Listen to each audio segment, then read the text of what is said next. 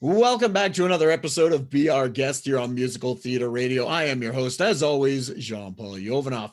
It's time to take another look at another show by one of the creators that we feature on our radio station. It's about time we're going to talk about Word, the Urban Musical. It's about the last hip-hop and R&B radio station in the country. So let's delve right in. Let's learn more about the show and its creator. I'd like to welcome to the show Dante Pirtle. Dante, how you doing? Well, I'm doing as well as I physically can on a daily basis. That's usually the kind of response I give anytime anybody asks me. Because sometimes when people ask that question, hey man, how's it going? What do you want to say? Fine. I hate that response. I really hate that response. No, that's like the one thing I really don't like doing. The one thing I will say is, just be perfectly honest with you. How you doing? Like, well, if you want my honest truth, I've had back pain for the past week. I mean, that's like one part. Another part is the fact that, I just had a bad burrito, so my stomach's been hurting me for a couple of days. But all in all, yeah, I'm doing as well as I physically can on a daily basis. That's usually me. You know what? I want that honest answer. I honestly hate asking that questions whenever I'm like, do you honestly care? Okay, between you and I, do you honestly care how people are doing? Like you ask because it's part of the formalities, right? Yes. Like exactly. So the main formality it's just to make sure, like, you're being friendly or trying to make sure they have a good day. I have a day. Let's just treat it like that. Okay. That's good by me. You know what? I would rather you be honest with me, and that is fine. I love when people tell me the truth. So I'm good with that answer. Cool. Mm-hmm. So I start off every one of my interviews the same way.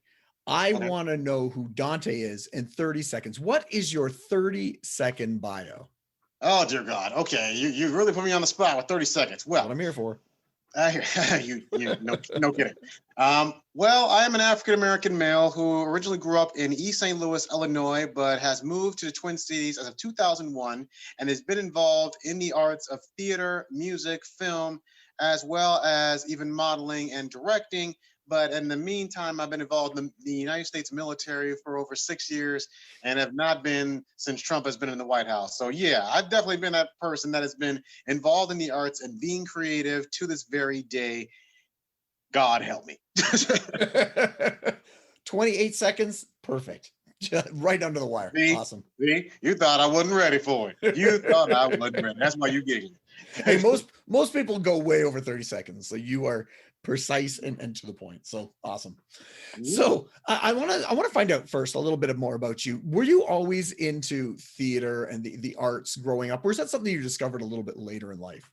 To be real, like I grew up, I hate to say it, but I grew up like many young Black kids. You figured you grow up and have a wife who's a lawyer and you become the doctor. Originally, I was going to be a pediatrician. If you want my honest thought, I wanted to be a pediatrician, but it's like the older I got into it, it's like I kind of want to do what Bill Cosby was doing. Like he was a silly man. He was involved in acting. He created his own animated series, and I'm like, well, could I do anything like that? So as a kid, it just got to me actually starting to sketch out. I was just sketching in my notebook, and sometimes it was in a coloring book, and it really just got into an actual phase of me. It's like I just need an outlet, something, and then the doctor thing just went out the window because somebody brought to my attention, like being a doctor means you got to be in college for 9 years. 9 years. Yeah. Let alone like doing community college, then having people treat you like a freshman again. So you have to do four years of college again. So that's 6 years total.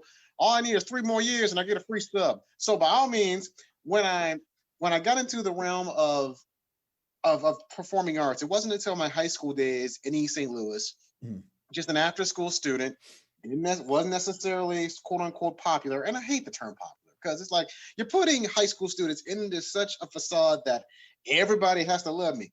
Everybody ain't got to damn love you. Mm-hmm. Yep. I mean, it's hard enough kind of going through the idea of your voice changing. Hi, Sandy. It's nice to really connect with you. I'm doing Shakespeare in the Park. Please ignore my face. It's been red and bumpy for the past week. Okay. It's one of those type of moments. Quick question. Who are the people that want to go back to high school? I don't understand. That was like the worst time. Like, give me college on any day. Exactly. College was basically that time. For anybody who's listening right now and really an aspiring playwright or actor, Mhm. to hell with high school, go to college at least for 1 year. Yeah. Go for 1 year and then drop out. That's right. You have a man behind this radio station telling you to drop out of college after 1 year. Because by the time you're done with the 4 years, I mean, I don't want to quote Lewis back, but y'all I'm not going to say this on the radio, but he makes that quote in the one film Accepted, and I thought like that line was so funny because it's so freaking true. You know what? You can say whatever you want on here. This is the internet. Anything goes. That is true. Yeah. Now that you mention that, because I do have a moment in my play where it's like they realize that they're not censored anymore, so they kind of swearing off the realm. That literally does happen in my shows. I'm like, Nice. Lewis Black honestly comments is like, now college is the best 4 years of your life. After that, you're fucked. And he does that. And he does that finger. That finger just points at that guy's face. I mean, the honest jab. For some reason, he thinks like when you jab it, it's going to hurt your soul as he keeps doing that. So I don't know. I guess in my honest opinion, yes, you got to at least experience one. If not, try New York. Just get involved in the few people who are involved in actual performing arts in your area. That's what I would say. Now, really, it goes down to the people in the United States. And dare I say, is there theater in Canada? Can I ask? Because I don't know. I don't know. Is there any theater? Yes. No, there's none. Not at all. Not one theater. I'm only learning about theater from you. I see. Everything I learned from theater, I've learned from you so far. So. Well, I appreciate that, man. Even though this is a theater radio station, so by all means, you're learning from me. That makes me feel so good. But all in all, anyways, moving on from college. Moving on from college. Let's get away from college. Let's go into more questions. Let's go from there. Well, what did you go to college and what did you go for? Yes. Okay. I went to Normandale Community College. That was in Bloomington, Minnesota. Went there for 2 years. Connected with 2 years? It's community college. It's community college. But I mean, you said only 1 year, right? No. It was 2 years. Because here's the thing. I know. I'm basically kind of falling off with my audience. Yeah. I said, like, you gotta drop off. But this is community college. Okay. It's not one of those things in which you can kind of hang and even hook up with a few ladies and then drop out of community college. That's just stupid. Now, if it's a solid like university, like if it's a university, by all means, that's a whole different conversation. No, but I went to Normandale, and ironically, I didn't meet up with a lot of theater people. Well, I take it back. I met up with theater people, but they weren't as serious. But I did meet up with a Grammy winner here in the States who was involved in the Sounds of Blackness. And his name was Jeff Jones, and has been and was my mentor for a brief period until I decided to actually leave the nest and decided to go up to North Duluth, which is basically closer to you guys. Yeah. It's a lot closer to you guys, and it's damn cold. So I basically was shivering my black ass off trying to survive any kind of turmoil that is University of Minnesota Duluth. Okay. So I spent 2 years in Normandale, went through the 4 years of college in Duluth, and God, I tell you, the summers up there, wow! If you ever visit Duluth, you got to at least try once. If not Duluth, Detroit Lakes. Just saying. Yeah. So those are like the main places that I've went to, and met up with a guy at Duluth, and he's from Texas, and he gave me only so much advice when writing this play. His first advice was, Dante, what the fuck is this? I don't understand exactly where this is coming from. And I had to explain him specifically, like, for those of you who are familiar with hip hop, or at least those B films, think of the film Breaking. Okay. If you're familiar with that film, the very end of that film is what kind of inspired Word in general, because it was more the clash of the cultures. And that's where the idea of the dialogue kind of came to me. All these characters came to me because originally I was thinking of a play where you had a planet, and this planet was an abundant amount of music genres just interacting with each other. You had the polka, you had the funk, you had the rap, you had the rock, and you had the string quartet, and everybody's just like mingling together on like one solid planet. But in the end, I'm like, this shit's kind of boring. I gotta do something else, like a lot more appropriate here. So how do I spice this up? But I thought about the relationship between the rap and the hip hop in that planet. And I'm thinking to myself, this could make an interesting story. Because originally in my story, the hip hop was the girl and the rocker was the boy. I didn't necessarily put race into it, but it was definitely in the actual genders. Okay. In this play, I switched genders. So this is where the actual concept of the romance in the story kind of comes in. We'll go right into that. But anyways, that's at least the majority of what I kind of got started in with UMD and Word. Okay, well, you know what? Let's jump right into Word and learn more about it. Tell us what Word is and the basic plot of Word. Got you. All right. Well, originally the plot of Word, or at least the creation of it, it started with me in East St. Louis when I was a kid because I loved the radio station called Magic 108. This was one of those classic stations, and now I think they have like something ridiculous out in St. Louis now, which I can't even stand. But the station was just really near and dear to my heart, and I'm just thinking to myself, okay, I think I might be onto something here. I didn't necessarily get into Word, or at least the concept of it, until I watched Breaking. I was really sick, and I'm thinking to myself, how do I blend this? I thought about Magic 108, then I thought about Breaking movie, and I'm thinking, wait a minute. Okay. So we got Magic 108. It's the radio station. And it's the last radio station ever. Ooh. That messed me up for a second. I'm like, wait a minute, how could it be the last radio station, dude? And I'm thinking, that's the politics of it. And if you think about the actual culture that hip hop has brought over the years, and the positive energy that once was just isn't there anymore. It's such a conversation in regards to, how do I say this? In regards to business, there's such an interesting kind of whirlwind in regards to the conversation of hip hop. What people think honestly is hip hop. What exactly is lyricism? Who exactly can I celebrate? Who exactly I can listen to? What I can say when it comes to tracks? Who I can actually interact with when it comes to tracks? It's that kind of actual show that does make a person really think about when they're getting involved in such a culture. Okay. So, Word the Urban Musical. If you want me to really dive into it, here we go. Go for it. It starts off in a little city in Illinois. Me and my friend Alex Flinner, who is about the corniest guy I've ever met out at UMD. He has a wife and his kid right now. That's out there right now. Really nice guy. But he dubbed the place grain storage because obviously Illinois is famous for storing grain. So it makes perfect sense. And obviously Illinois has like one of the, like, they don't work too hard at naming their cities. So I'm thinking to myself, okay, that actually could work. So I created like a city that's in between for most of the states of Illinois, like Chicago. Like Chicago is like really, really high above the actual state. Yeah. And St. Louis is really below. So grain storage is like set right in the middle. So you have this actual space of WORD where it's an old, well, not a old building, but kind of abandoned, but this space used to be like a dance hall, like a dance actual center, right? Okay. People can come in and actually request music, but it's mainly a radio station too.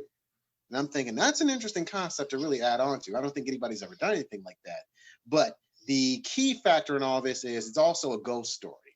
And not many people would actually get more interacting in the idea of supernatural, but I thought it would actually be fun, especially with the calling way back when is like, this culture won't last 10 years. There's a part in the Grammys actually giving artists the best hip hop or best rap album. So that conversation is definitely null and void. But my thought was, what if it did? Yeah. What if there is an actual point in American democracy where people can't listen to hip hop anymore? Not so much that they should or shouldn't. It's just they can't because legally it's been outlawed. And for most people who do remember like a few tweets that Donald Trump kind of said is like, hip hop, your guys' days are numbered. You are done. And after I heard that, I'm like, oh shit, I am so close to what he said. It's actually insane. I'm going to keep writing this. Okay, let's go. Let's keep going. I had no choice. But to keep writing it. But you have the station and you have like the chorus members. That's Randy, Andrea, and Peter. Rap. Okay. That's your main chorus members that are actually in the background. And you have Broadcast, who is the main person behind said radio station, kind of like you. Okay. He'd be the person that's actually handling a lot of the broadcast, what's actually being said on the actual radio and such and such and such. Mm-hmm. Then we get to the 80s part of it because it's set in 1984. Okay. I figured it's a really good year because everything was happening that year. Dude, you can go across the board. You have G.I. Joe, you have Transformers, you have Ghostbusters, you have Gremlins, you have so much other shit that's kind of combined and mashed into one that I think like that is such a cultural year It just made so much sense kind of having something like that start in 84. But with that, the 84 characters is Corey, the DJ. And this DJ is almost like the stereotypical DJ. He doesn't like to talk as much. He loves the idea of working with music, but not necessarily interacting with people. Yeah. Then you kind of move on and you have like the other aspect of JR. JR is my token lesbian in the show. But she is the one gay person that everybody is going to love. Why? She is my favorite character and I love her to death. She is probably the dopest lyricist in the show. And I don't mean simply just on rapping side. I mean on just conversating with you. Yeah. She is that dope of a character. I love that character to death. Nice. Then you have Lawrence and Lynn. Lawrence and Lynn is almost like this is where the idea of breaking kind of comes into play, because you have two people, a B-boy and a B-girl that likes to break, and they seem to have like a solid feud, hence the idea of War in the Roses. And when I say War of the Roses, I think you know where I'm going with this. They're ultimately like been hooking up once or twice, but they've been trying to hold it out from other people. Yeah.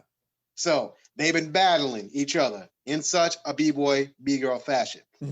Now you have the outer party, which is basically within this 6 people group. How can I make a play like Word and not have the stereotypical white guy? He is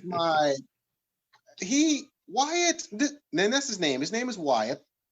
Wyatt is by far he's the comic relief, but he's kind of the actual mindset of a white person who has never really gotten involved in the culture, but he's corny enough in which people who are involved in the 80s can get it, but also people within our timeline going like, damn, we done fucked up that time. We should have done so much better in regards to hip hop, and we didn't. So yeah, you get Wyatt. You welcome. But in such a story of 1984, I could not have it without somebody who is involved in rock music in some way, shape, and form, whether it be punk or whether it be pop in some way. That's where I have the character Flo. Flo is my token belter of the show. She has the strongest voice, but she's also the heroine of the story, and I don't mean the drug. I mean heroine in terms of the lead, but also has like a specific romantic relationship with one of the characters, one of the 6. I'm not going to say who, but she does have like a solid relationship with those people. So you have these 6 people. Okay. So with that, you also have to have the villains of the story. It's almost like Spider-Man, where you have one Spider-Man, and for some reason, this is Spider-Man 3 now, except, well, no, I mean, technically Corey does dance in the show. But in this case, the dancing will make a lot more sense than simply doing just a finger pointing and staying alive that Tobey Maguire kind of gave us. I'm talking like we have 3 people specifically. Magic Man. Magic Man is my token swaggerific white guy from the 70s. You know what I mean? The guy with the ridiculously hairy chest, the open jacket, maybe a medallion necklace. Could have a fro, could just have slick hair in the back. I don't know. But seems to be bumping like a shit ton of funk music when really he's too old to be dealing with that bullshit. You know, it's that kind of mindset for Magic Man. And he is the sleazeball the entire show, but it has like a really nice funk number in it. And then you have Guy and the rest of the thugs. The actual crew that Corey kind of comes into, which really plays the part of Corey and his cultural dynamic, his fight of going back and forth, and am I really a part of this? Can I be a part of this? Is this really me? And that's where Guy kind of plays like the main villain at the very end of the show. I'm not gonna say what exactly happens, but you're just gonna have to listen later on.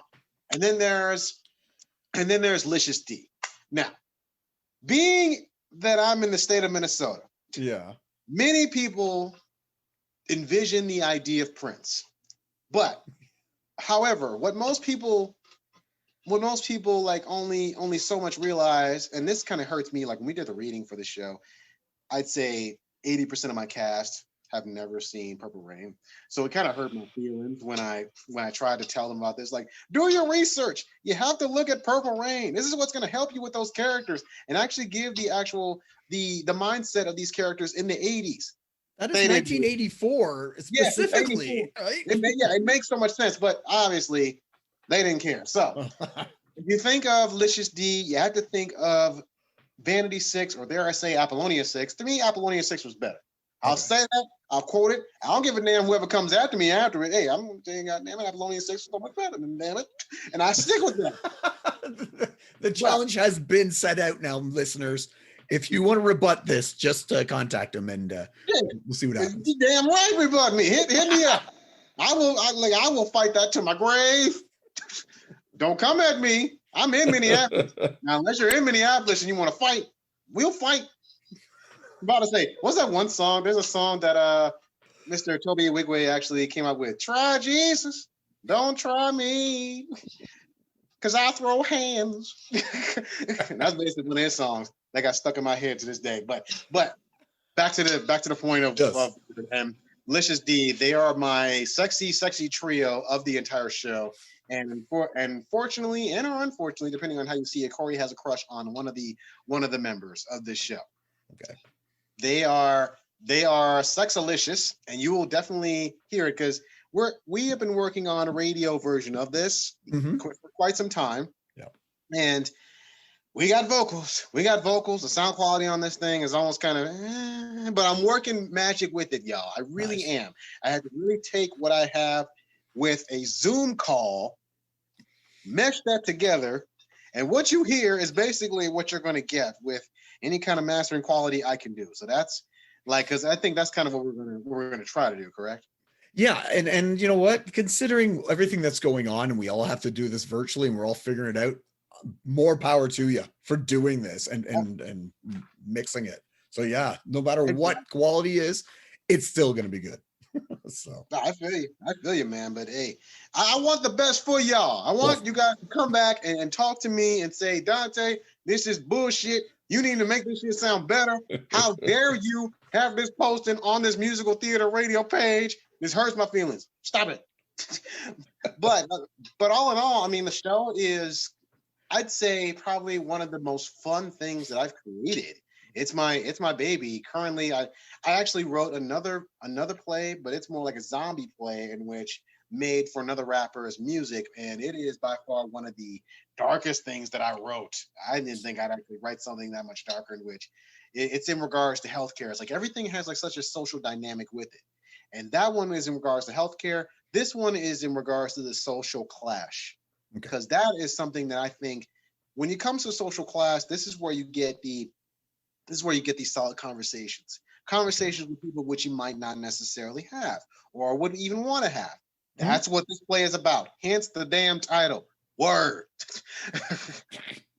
But if you are a fan of any kind of hip hop B movie or any kind of musical, that's another thing about this show is like I really pride myself on making it not only just entertaining, but also engaging. My guy, Paul von Stolzel, who you've honestly connected with, at least online. Yeah. Right. He kind of described it as a musical version of Do the Right Thing, which is kind of a pat on the back. Hell, that's a great movie. Yeah. Right. I didn't necessarily think of it in such a way, but after he told me that, I'm like, nah, I can make this a lot better than that. So, Spike who? Exactly. I'm kind of going on that. Nah, we can make it, just spice it up just a little bit. But in this play, there is drama, there is action, there's even murder. Oh dear Lord, it's murder. And there will be slurs. So if you're offended, tough titty. I've said all kinds of shit on this radio station. All of a sudden, now you're offended. But I'll give the respect, at least the benefit of a doubt, that you might be offended hearing this damn show. So. I won't be offended. Somebody else might be, but I know I will not be offended. It takes so much to offend me. So I hear you, man. I mean, we'll leave a dead kitten on his house, y'all. Then I'm about to say, hashtag leave a dead kitten on John Paul's house. Leave it and see what happens. No, don't do that, y'all. Don't do that. I am not promoting this at all. This is all kinds of wrong. And this is what happens when you are stuck in an apartment with literally nobody to talk to. You're just bouncing on the walls, just eating random Frontera tortilla chips and kombucha soda to really pass the time, and you lift weights. This is what happens when you're stuck inside, y'all. But believe me when I say I am a sane black man. I'm just really out of it with this COVID thing. I really am. I want I want normalcy. Do y'all want normalcy? Do y'all want normalcy? um I'm the wrong person to ask because whether there was whether there was a pandemic or not, I'd still be sitting in this office doing what I'm doing, not going out. So for me, it's all the same. Right. So, but well, I do miss. I wanted to cross the border, head to New York, and visit so many different theater people, and head your way and check out that stuff. But yeah, so a Well, little part of me wants to. wants to at least come out this way. Exactly. So Well, you did it as a radio version, the yes, we show. did it as a radio version. It has been done before. It has been Okay. done twice. Well, technically, no, it's twice. 2009, officially a Minnesota Fringe Festival. Mhm. We did it once, and I wouldn't say I've had the most unprofessional crew, but I've had at least one cast member which really believed that they could leave for one night, not call, not text, not do anything, What? and come back the next night going, okay, I'm ready to perform. Are you kidding me? Holy shit. Yeah, I've had that happen to me before. I'm not going to say the name because that's how much I respect them. But do not do that to your people you're acting for. This is for anybody, any aspiring playwrights or actors. Do not do that. I don't care if it's community theater. You call them. Shit. But that was 2009. And 2011. Well, how was that received? The first time you put it on stage, you saw it up on its feet with an audience. How was it? Well, that's just it. I was only able to do an hour of it. This actual thing, like the full thing, even the edited version that I will give to you, is 2 hours and 30. So it's quite a bit, but we were only able to give an hour version of it. And even still, there are people who said it sounds like a high school show. It sounds like you didn't work hard enough. It sounds like you were just trying a little too hard to impress people, or you seem very superficial, or what's the word, pretentious. You seem just a little bit too pretentious out of all this. But of course, that was 2009, and not many people cared about Black people doing theater. But by all means. So yeah, come at me, bro. I know I'm gonna get some heat on that. Come at me. I don't give a damn. All of a sudden now you wanna appreciate binary people of color in theater. Kiss my black ass. Moving on. 2011. 2011 was a much better year. I say that because I didn't have the best relationship with my producer. However, we at least had some growth in the dialogue in the show, some growth in the music of the show, some growth in even the interaction. Matter of fact, I want to say, and this is just me kind of going into my Facebook a little bit, I had someone who is kind of a preacher do a review on this show. Okay. And granted, all the cussing, everything is still in this show. And he said, this by far is one of my favorite shows in Minnesota Fringe. And I'm 60. Think about that for a second.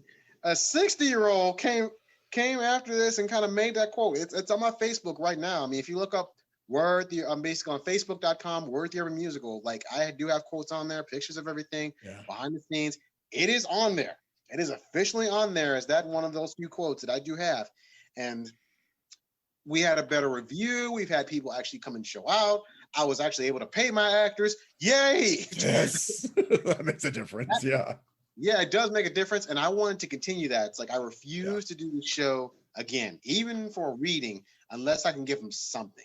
Even if it's like $50, I was willing to at least help them do $100 an actor. I had 10 actors just to do this reading that you guys are going to listen to. So it was just $100, and we have at least something to move on with. So after that, I was in, actually, I'll take you back just a little bit. I was in the military at the time while doing the 2011 version. I was in the Air Force while doing this and was still debating whether or not I wanted to get involved in the arts. But after that review, it's like, do I want to continue? Should I continue with the Air Force? I mean, I respect, much respect to those men and women who have actually served in the United States military. But that being said, do I want to stop doing the arts? That was kind of stuck in the back of my head. So by the time 2016 came around, I was involved in hip hop within the Twin Cities. I was doing a whole bunch of lyricism with people around me. I was also debating on trying to bring word back if I could even do it. But Yeah. the response of actually raising money for this was kind of pass the hat, give me $20 here, $100 here. Yeah. That's what I can do about it now. But alas, I couldn't do anything. But I was able to make a couple of albums for myself, which is on my Bandcamp. Just look up Dante Pirtle. At least 3 to 4 albums as we speak to really get my music kind of out there. That one specifically hip hop. That's the thing about this play. I wasn't really expecting to get involved in hip hop as much after it, but after a while, it's more like, well, shit, man, I might as well just keep going with it and see where it takes me. So Embrace it. Yeah. So even on my Bandcamp, if you guys do look up Dante Pirtle, you will see the preview of 5 tracks of the music that I recorded from McNally Smith. And that was, I'd say, 3 years before McNally Smith closed down officially. That was here in St. Paul, which is really sad because I love that place. I know many people in St. Paul love that place, but nonetheless, man, it's just the fact that you were able to get something done. Mm-hmm. But I want to go further with it. You know, you spend a good, because let it be known, ladies and gentlemen, I wrote this play in 2006, and it took me, I mean, at this point, as of this coming April, it will be close to 15 years that I've officially had this thing written, but never had a full production. Never. Yeah. Never. The closest I've had to a full production is this radio performance that you guys will eventually hear sometime soon. Nice. That's the closest I've ever had to a full production.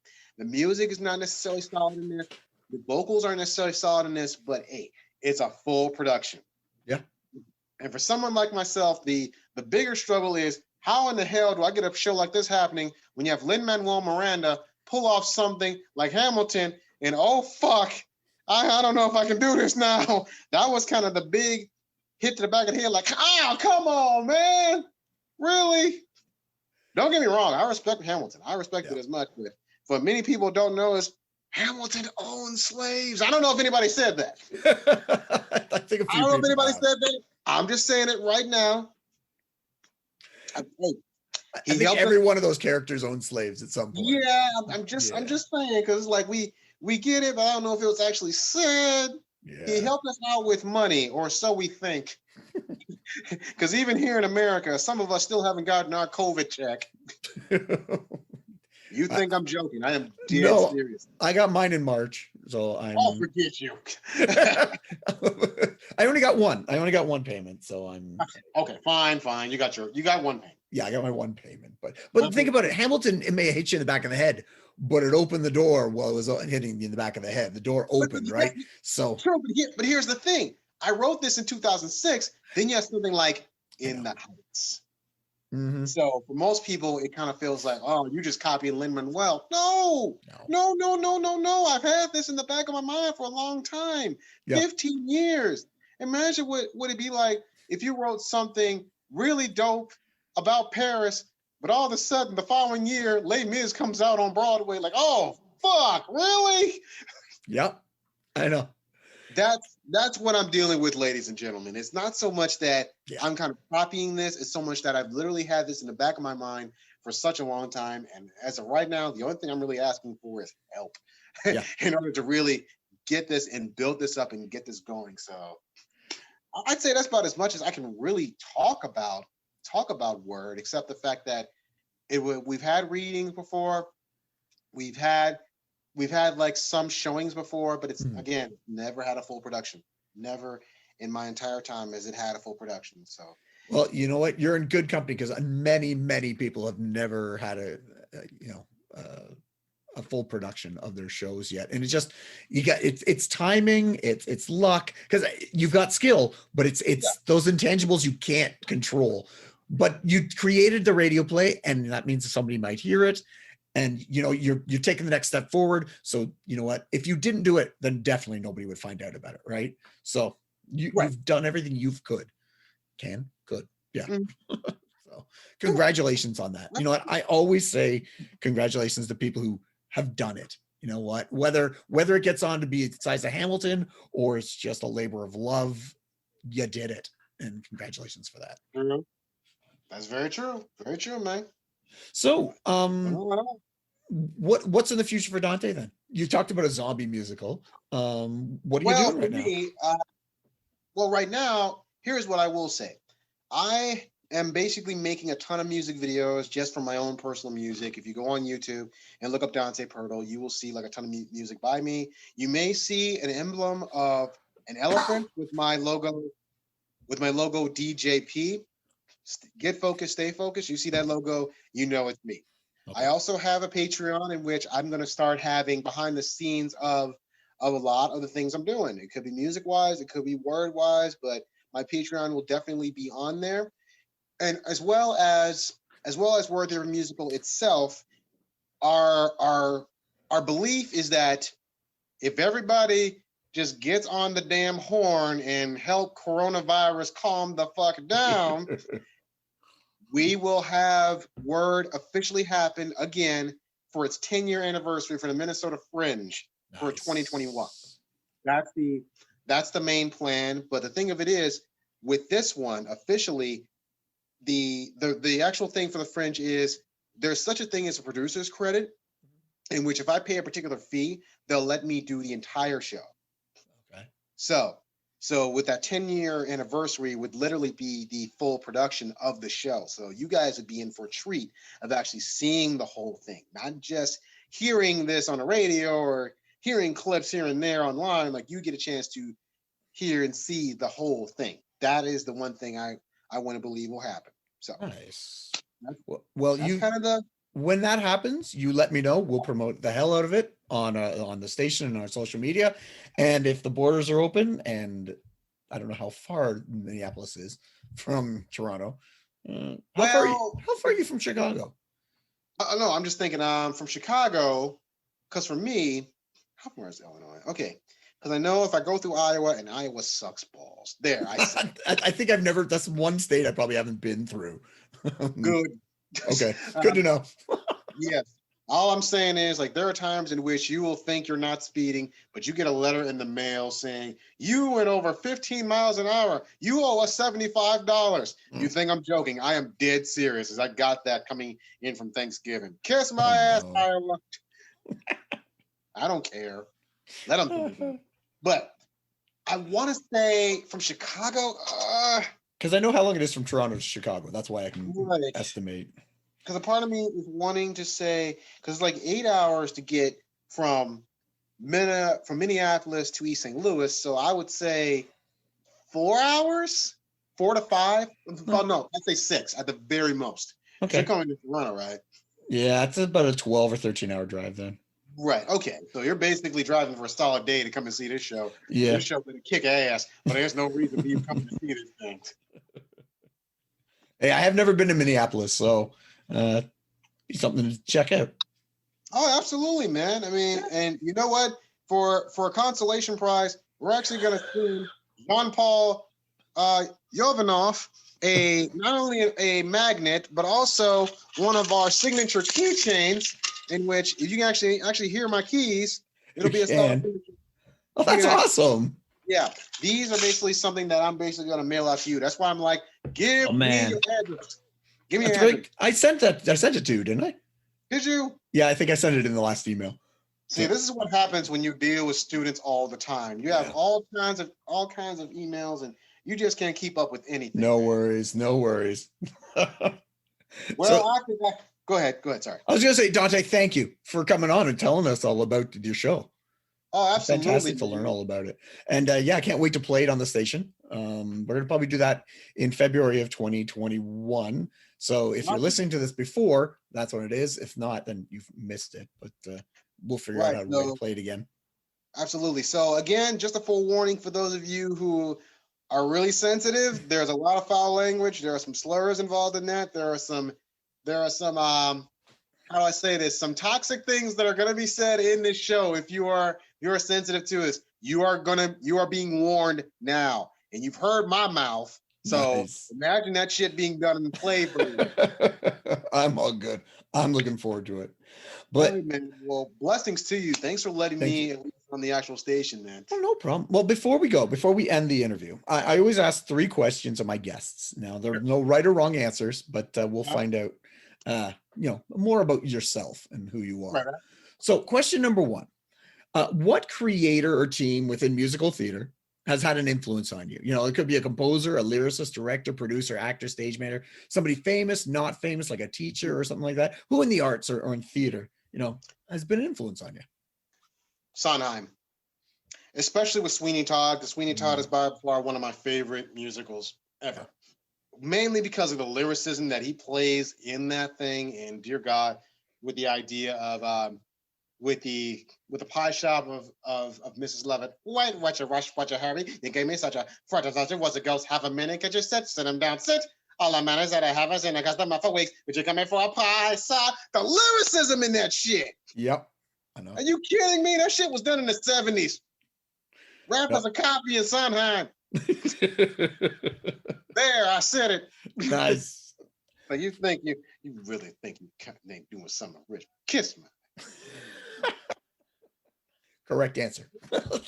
Good answer. That's at least one. I mean, another artist I will appreciate is Denzel, at least in a sense in which not necessarily in a sense of the fact that he's just an actor and artist of color, but the fact that he kind of understands the dynamic of there's a difference between having a person of color director show and a person of culture director show. There's a complete difference in that. And that's one thing I really respect he kind of gave, especially when he made the Fences film. That's one thing he definitely said. And I'm like, you know what? God forbid this show gets mad famous, it's on off Broadway, and somebody wants to direct this, I'm thinking to myself, you better be of the culture. Don't be mad at your ass if it ain't. just saying, just honestly saying. Yeah. So, I'm probably not the best qualified to direct it. I'll just let you know right now. I'll take my name out of the hat right now. Fair enough. Fine. John Paul is gone. But I will come and watch it, and I will support it. That I will do. Fair enough. That's cool. Nice. All right. So correct answer was Sondheim and Denzel. Question number 2: best hip hop group of the 80s. Of the 80s? Ooh. Oh yeah. Well, you're stuck in 84, right? Who from the 80s? Stuck in 84. Do you want 84 or just the 80s period? The 80s period, because they could have overlapped, from the 70s into the 80s, or started in 84 and moved on. So it's between DMC and Public Enemy. Of course. Yeah. You can't go wrong with either of those. But I mean, I personally lean a lot more towards Public Enemy because that's a lot where my hip hop is kind of on. Okay. And a lot of especially the protesting that has been happening here in Minneapolis. You bet your ass like much of my shit is more Public Enemy. So just giving you a solid heads up, like in regards to the 80s group that I really followed. I mean, for those of you who are really strong lyricists that kind of balance the two between entertainment and education, obviously BDP. If you're familiar with BDP, that'd be KRS-One within his group, really, really, really way back. Yeah. So I would say though within those 3. Okay. Run DMC, BDP, Public Enemy. Bam. Those are some great choices. So correct. As a sidebar, what's the best decade for hip hop, do you think?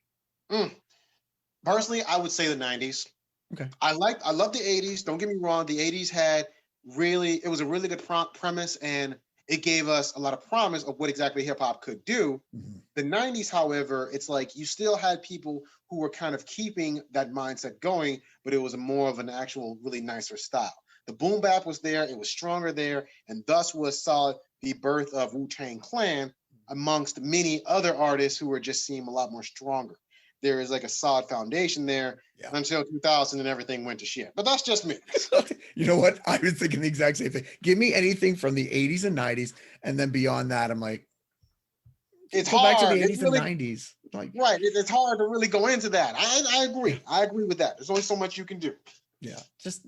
Okay. Correct answer again. Very nice. Right. All right. Question number 3. In the theater, what is worse? I thought there was 3. Is this number 4? No, that was a sidebar. That was just a continuation of my thought. Oh, for the love of God, man. Okay, fine. Go ahead. This is a real quick one. Right. Food in the theater or cell phones in the theater? Which is worse? Cell phones, because at least within an actual performance, you can try and hide your food. It's not like if you, because I remember like there was an actual performance that Patti LuPone did, and for some reason she saw a flash and going, "Oh no, you did not just flash in there. No, we told people to put your phones up. You put your phone away or get the hell out of here." And I'm like, damn. But who hasn't been there? Who hasn't been on a solid convo where even this reading that I've had to edit out like some phone calls. Somebody had a like, oh no. So I had to edit that part out. It happens all the time. And that's the most annoying thing. True. I've had people try to be on their phone or try to just check up a text. Like the second you look down at your belly and you see like a light flash on their belly, and then they look up on stage like, oh, yeah, we good. All right, we good. I hate that. As opposed to simply like, if you have some chips, you can do like one big grumble, like try to grab something like, and try to cover it with your jacket. That I would say is like the least annoying. The least annoying on top of actually having a phone, because then you have some people trying to record that shit without any solid like copyrights and all that. So that's just another thing to keep in mind. Just saying. I hear you. I would have also accepted both are awful and should be banned. But I have no qualms with what you said. I agree. No, I hear you. But people gotta eat. I know that. People gotta eat, but you better not make a phone call during my show. That's my only argument I have. Like, you make a phone call on my show, like, we gonna have some words. Try Jesus. Don't try me. Because I fight. I got no problem laying these hands. Just saying. If you have not seen Toby Wigway song Try Jesus, I would recommend listening to it at least once, laughing your ass off, and then going to sleep. That'll make your day, I swear. Nice. 3 correct answers. Congratulations. There's nothing to win, but pride of getting them all right. Again, Dante, thank you so much for coming on and talking to us about Word. It's been fantastic to learn about you and the show. Absolutely, man. And again, I'm mixing this up, but I really want you guys' support. Do your best to actually follow it. It's on facebook.com/WordTheUrbanMusical.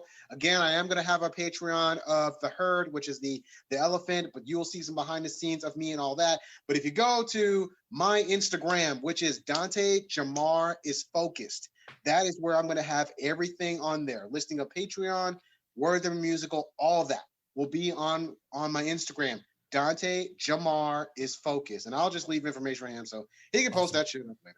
Will do. I'll share it on my social media. All right.